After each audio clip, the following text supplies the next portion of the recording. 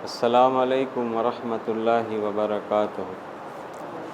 اعوذ باللہ من الشیطان الرجیم، بسم اللہ الرحمن الرحیم، الحمد للہ رب العالمین وسلام علی عبادہ الذین اصطفیٰ۔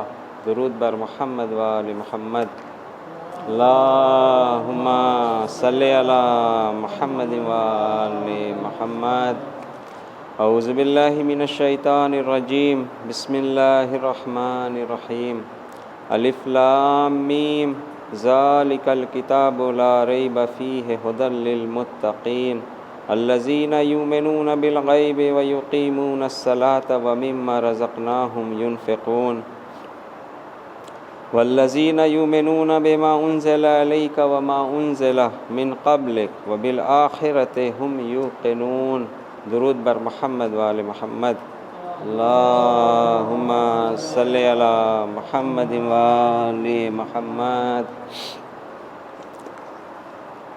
آج ماہ رمضان المبارک کی 11 تاریخ ہے، یعنی کہ 11واں روزہ۔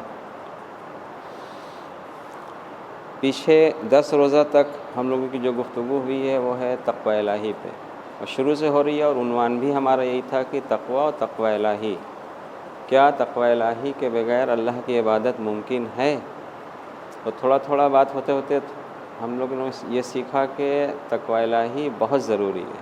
اگر اللہ کی عبادت کرنی ہے تو بغیر تقوی الہی کے وہ ہو ہی نہیں سکتا۔ تقوی کا معنی کیا تھا، مفہوم کیا تھا؟ وہ یہ تھا کہ اپنے آپ کو بچانا۔ اگر یہ مثال دی گئی تھی کہ آگ سے اپنے کو بچا، آگ کا تقوی کرو، یعنی کہ آگ کے غضب سے اپنے کو بچاؤ۔ پھر یہ تھا کہ اگر اللہ کا تقوی کرنا ہے تو اس کا کیا معنی ہوا؟ اللہ کا تقوی مطلب کہ اللہ کے غضب سے اپنے کو بچاؤ، یعنی کہ اس کا خلاصہ اگر کیا جائے گا تو اللہ جن باتوں سے غضب، جن کام سے، جن امور سے، ہمارے جن اعمال سے اللہ غضبناک ہوتا ہے، ہمارے جن اعمال سے مطلب یعنی کہ اللہ جن باتوں سے ناراض ہوتا ہے، راضی نہیں ہوتا ہے، تو انہی پر وہ غضبناک ہوتا ہے۔ تو اس کے غضب سے بچنے کے لیے ہمیں تقوی اختیار کرنا ہے۔ اچھا، تقوی اختیار کریں گے، بچیں گے تو کریں گے کیا؟ ایسا نہیں کہ صرف بھاگنا ہے، بھاگنا نہیں ہے، اس کے غضب سے بچ کے اس کی رحمت میں داخل ہونا ہے، یعنی کہ جن باتوں سے وہ ناراض ہوتا ہے وہ کام نہیں کرنا ہے، اور جن کاموں کو کرنے سے وہ راضی ہوتا ہے اس کام کو انجام کر دینا ہے۔ مثلا اگر تقوی کا اور تھوڑا سا اگر آج خلاصہ ہو جائے، جسے یہ آیت شروع کی ہم نے پڑھی کہ ھدی للمتقین، یہ کتاب ہدایت کرتی ہے لیکن متقین کو کرتی ہے۔ تو اب اس کو ایک لفظ اور دیا جائے متقین کو سمجھنے کے لیے، یعنی کہ جو انسان اپنی اصلاح کرنا چاہتا ہے یہ اسے ہدایت دے گی۔ ہدایت کا معنی کیا ہوتا ہے؟ رہنمائی کے، یعنی کہ ایک راہ دکھائے گی یہ کتاب جس پہ ہمیں عمل کرنا ہے۔ تو اصلاح کون کرے گا؟ مثال کے طور پر اگر میں کوئی کام کر رہا ہوں، بہت پہلے سے کر رہا ہوں لیکن وہ غلط ہے، اگر میں اس کو صحیح مان رہا ہوں، جیسے وہی بات بتایا تھا، جیسے کہ طے کیا کچھ، جیسے کوئی بھی کاروبار کر رہے ہیں، مال کا دام کیا کہ ہاں اتنے میں ہم خریدیں گے، اور طے کرنے کے بعد اس کو کاٹ کے پیسہ دیا۔ مثلا کسی چیز کا دام طے کیا 1050 روپیہ، جب پیسہ دینے کا وقت آیا تو 50 روپے اس میں سے کم کر کے ہم نے اس کو 1000 روپیہ دیا، اور یہ کام ہم بہت پہلے سے کرتے آ رہے ہیں، ٹھیک ہے؟ تو جب بہت پہلے سے کرتے آ رہے ہیں تو اس کو ہم آیا صحیح جان کے کر رہے ہیں یا غلط جان کے کر رہے ہیں؟ قرآن میں جو غیب کی خبر ہے، اگر اس پہ بھی میرا یقین ہو جائے تو میرا عمل یہاں کا سدھر جائے گا، انسان تقوی اختیار کر لے گا، کیونکہ غیب پہ یقین ضروری ہے نا، ابھی ہوا نہیں ہے۔ جیسے ایک مثال دیا تھا کہ وہ روز وہ ہوگا، سورہ فرقان کا واقعہ، غیب کی خبر ہے کہ ایک قوم ہوگی جو اپنا ہاتھ خود چبا رہی ہوگی اور یہ کہہ رہی ہوگی کہ کاش میں نے رسول کے ساتھ راستہ طے کیا ہوتا۔ اسی کے ایک آیت کے بعد پھر رسول صلی اللہ علیہ وسلم کا وہ شکوہ ہے کہ پروردگار یہ میری وہ قوم ہے جس نے قرآن کو مہجور کر دیا تھا. اللہ نے ہم لوگوں پر روزہ ویسے ہی فرض کیا ہے جیسے پچھلی امتوں پر فرض کیا تھا، تاکہ ہم لوگ تقوی اختیار کریں لعلکم. تو اب دیکھیے تقوی آنے سے کیا ہوگا. تقوی آنے سے ہم نے ایک بتایا تھا آپ کو، وقوف اور بے وقوف کی مثال دی تھی، یاد ہے؟ وقوف ٹھہرنا اور بے وقوف جو نہیں ٹھہرتا ہے، جہاں ٹھہرنا ہو وہاں ٹھہرتا نہیں ہے. تو روزہ جو ہوتا ہے، وعلیکم السلام، جب ہم روزہ رکھتے ہیں تو روزے کی حالت میں ہمیں اپنے نفس پہ کنٹرول کرنے کی قوت اللہ عطا کرتا ہے. نفس پہ کنٹرول کرنے کی قوت یعنی کہ اب ہم کوئی بھی عمل انجام دیں گے تو پہلے اس کو سوچیں گے، سمجھیں گے، ٹھہریں گے، وہاں ٹھہر کے کریں گے. اس کی مثال دی تھی کہ جب ہمیں پیاس لگ رہی ہے ابھی تو کیا ہم پانی پی لیں گے؟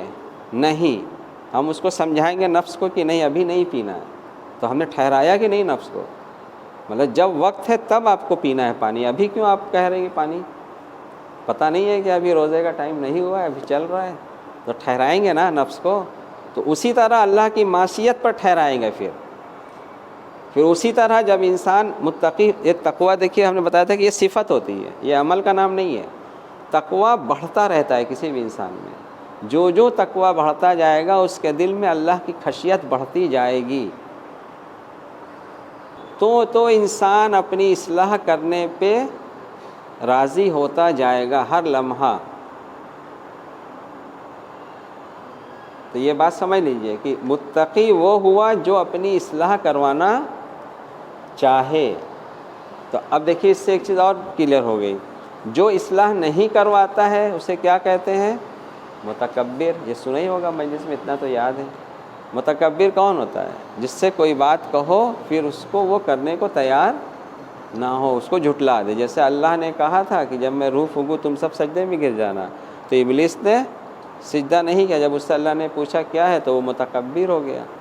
علی کا قول ہے کہ دین کی بنیاد اللہ کی معرفت ہے. تو جب اللہ کی معرفت نہیں ہوگی کسی شخص کو تو کیا وہ دین جان سکتا ہے؟ تو اب مولا علی کی زبانی، مولا علی تو امام نہ ہے، حجت اللہ کہتے ہیں نا اذان میں، اقامت میں. تو یہ صرف زبان سے کہنے کے لیے. امام کی ڈیفینیشن کیا بتائی تھی کہ جو اللہ اور اللہ کے رسول کی اطاعت کروائے. تو جب امام اللہ اور اللہ کے رسول کی اطاعت کروانے کے لیے ہوتا ہے، یعنی کہ اللہ کے دین کے لیے ہی ہوتا ہے، وہ کسی اور کام کے لیے نہیں ہوتا ہے. تو جب وہ امام خود کہہ رہا، وعلیکم السلام، جب وہ امام خود کہہ رہا ہے کہ دین کی بنیاد اللہ کی معرفت ہے، تو اللہ کی معرفت جب امام اتنی ضروری بتا رہا ہے تو معرفت کیا واقعی میں ہمیں اللہ کی معرفت بتائی جا رہی ہے؟ پھر میرا وہی جملہ کہ یہاں پہ ٹھہر کے سوچئے، اللہ کی معرفت کے بارے میں بتایا جا رہا ہے. اگر ایسا نہیں ہو رہا ہے کہ ہم اللہ کی معرفت کی طرف بڑھ رہے ہیں، اس کا مطلب کہ ابھی ہمیں امام کی معرفت نہیں ہے. دیکھیے ایک سے ایک بات کیسے نکلتی ہے، کیونکہ اگر امام کی معرفت ہوتی تب ہم امام کی بات پہ غور کرتے. کیا جب یقین ہوتا کہ ہاں امام یہ کہہ رہا ہے تو اس میں کوئی بات ہے تب نہ یقین کریں گے. اس کا مطلب کہ ابھی ہمیں امام کی بھی معرفت نہیں ہے تبھی تو ان کے بات پہ، ان کے قول پہ ہم کان نہیں دھر رہے ہیں. جیسے امام کا قول ہے نا کہ جب ہم شکر کرتے ہیں کسی بھی شے کا، اللہ کا، تو شکر ہو ہی نہیں پاتا ہے کہ جو لفظ شکر استعمال کرتے ہیں کہ پھر اس کا بھی شکریہ ادا کرنا پڑتا ہے.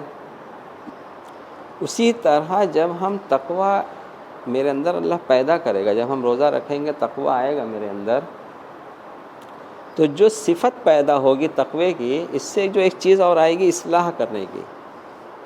تو اصلاح کیا اللہ کی نعمت ہوئی یا نہیں ہوئی؟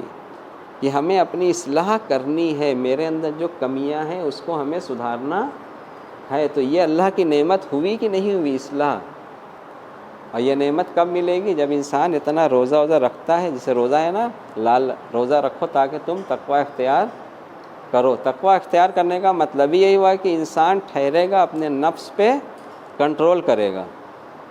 جب نفس پہ کنٹرول کرے گا تبھی وہ سوچے گا کہ آیا ہم نے یہ عمل صحیح کیا یا غلط کیا۔ مولا علی کا قول ہے نا کہ ہر وقت اللہ کو یاد رکھو، تو اس پہ ایک درس پہ ہوا تھا اس پہ کہ ہر وقت اللہ کو یاد رکھو، مطلب اس کا کیا ہوا؟ یعنی کہ تم زندگی کا جو بھی امور انجام دے رہے ہو، چاہے وہ بزنس سے ریلیٹڈ ہو یا معاشرے سے ہو یا گھر کے اندر ہو، شادی ہو گئی ہے تو بیوی سے، بچے ہیں تو بچے سے، ماں باپ ہے تو ماں باپ سے، جہاں بھی ہو اللہ کو یاد رکھے رہو، اور جو عمل انجام دو اللہ کو یاد رکھتے ہوئے انجام دو۔ تو کیا وہ عمل غلط ہوگا؟ ممکن ہے کہ وہ غلط ہو جائے؟ نہیں غلط ہوگا۔ تو لیکن شرط کیا ہے کہ ہمیں امام کی بات مانیں گے تب نا۔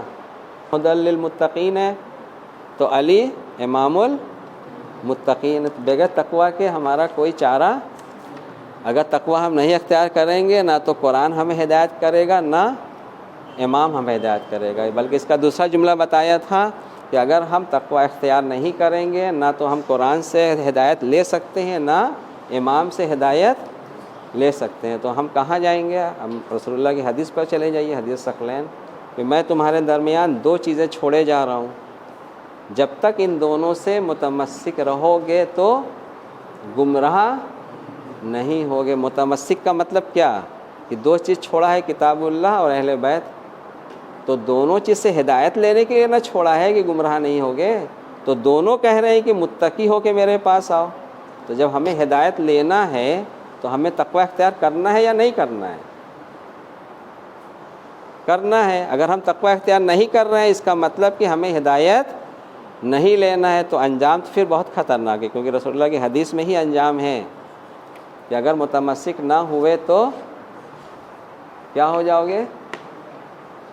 گمراہ، اور گمراہ، ٹھیک ہے؟ تو اس گمراہی سے اللہ تعالیٰ بچائے ہم سب کو اور تقوی الہی کی توفیق دے۔ چلیے آج ختم کرتے ہیں انشاءاللہ۔ وآخر دعوانا الحمدللہ رب العالمین۔ درود بر محمد و آل محمد۔